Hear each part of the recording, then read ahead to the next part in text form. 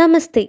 ശ്രീ പായിപ്ര രാധാകൃഷ്ണൻ എഴുതിയ ശ്രീബുദ്ധൻ്റെ ത്യാഗസന്നദ്ധത എന്ന കഥയാണ് ഞാനിന്നിവിടെ പറയുന്നത്.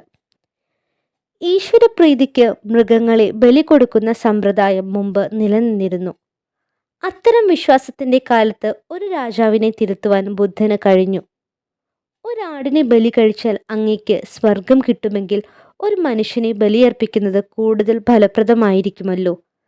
മൃഗബലിക്ക് ഒരുങ്ങുന്ന രാജാവിനോട് ബുദ്ധൻ പറഞ്ഞു. ബുദ്ധൻ തുടർന്നു, അതുകൊണ്ട് എന്നെ കുരുതി കഴിച്ചോളൂ, ആ പാവം മൃണ്ടാപ്രാണിയെ വിട്ടയക്കൂ. ബുദ്ധൻ്റെ സഹജീവി സ്നേഹവും ജീവത്യാഗത്തിനുള്ള സന്നദ്ധതയും കണ്ട് രാജാവ് വിസ്മയിച്ചു പോയി.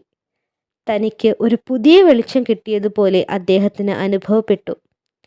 ഈ രാജ്യത്ത് മേലാൽ മിണ്ടാപ്രാണികളെ എന്നല്ല ഒന്നിനെയും ബലി കഴിക്കാൻ പാടുള്ളതല്ല, രാജാവ് കൽപ്പിച്ചു.